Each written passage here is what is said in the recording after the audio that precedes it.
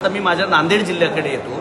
नांदेड जिल्ह्यामध्ये ज्यांचं आयुष्य काँग्रेसमधलं चाटून खाण्यामध्ये गेलं तो अमरनाथ राजूरकर आज काँग्रेस पक्षाच्या कार्यालयावरती भारतीय जनता पक्षाचा मोर्चा घेऊन आला।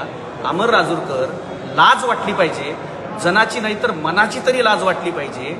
माधुकरी मागून खावी लागली असती, काँग्रेसनं संधी दिली नसती। त्यामध्ये नीटच्या विद्यार्थ्यांचा पेपर फुटल्यावरती मोठ्या प्रमाणावरती 22 लाख पोरांच्या भवितव्याचं नुकसान झालं आणि त्या विरोधामध्ये गेला जवळजवळ 1 महिना झालं जंतर मंतरवरती आंदोलन चाललेलं आहे। त्या आंदोलनाला परवाला शांततामय मार्गाने विद्यार्थ्यांनी संसदेवरती मोर्चा काढला।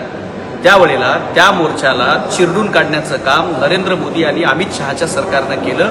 सर्वसामान्य घरातल्या शेतकऱ्यांच्या पोरांच्या मुलींना महिलांना रक्तबंबाळ होईपर्यंत मारण्यात आलं आणि त्यासाठी देशाचे विरोधी पक्षनेते राहुलजी गांधी काल घाबरट पंतप्रधान नरेंद्र मोदी यांच्या घरासमोर सीना ताण के उभे राहिले आणि त्यांनी नरेंद्र मोदी, अमित शहा आणि धर्मेंद्र प्रधान या पोरांच्या भवितव्यांचं वाटोळं करणाऱ्या मंत्र्यांचा राजीनामा मागितला। आज निर्लज्ज भारतीय जनता पक्षानं या पोरांच्या भवितव्याची जबाबदारी घ्यायचं सोडून देऊन काँग्रेसच्या कार्यालयावरती आंदोलन करायला सुरुवात केलेली आहे। आता मी माझ्या नांदेड जिल्ह्याकडे येतो।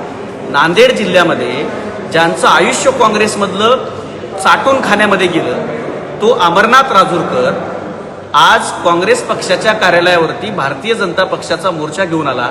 अमर राजूरकर, लाज वाटली पाहिजे, जनाची नाही तर मनाची तरी लाज वाटली पाहिजे। माधुकरी मागून खावी लागली असती, काँग्रेसनं संधी दिली नसती तर काँग्रेसनं संधी दिली, रस्त्यावरनं उचललं आणि विधान परिषदेमध्ये 2 वेळा पाठवलं। हे उपकार काँग्रेसचे विसरून जाऊन निर्लज्जपणे आणि नीचपणाचा कळस गाठत आज तुम्हाला काँग्रेस पक्षाच्या कार्यालयावरती भाजपचा मोर्चा घेऊन यावं वाटलं। लाज नाही वाटत तुम्हाला? कुठं विकल्या लाजा तुम्ही?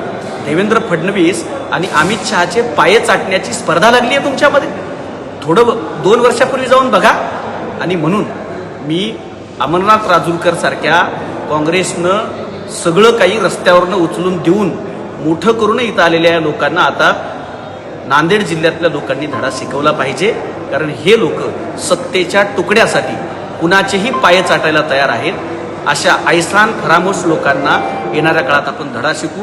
मी भारतीय जनता पक्षाच्या जुन्या कार्यकर्त्याचं समजू शकतो, पण तुम्ही काय करताय? लाजा सोडू नका, कमरेचं सोडून डोळ्याला बांधलंय। आता येणाऱ्या काळात ही जनता तुम्हाला नक्कीच तुमची जागा दाखवल्याशिवाय राहणार नाही। धन्यवाद।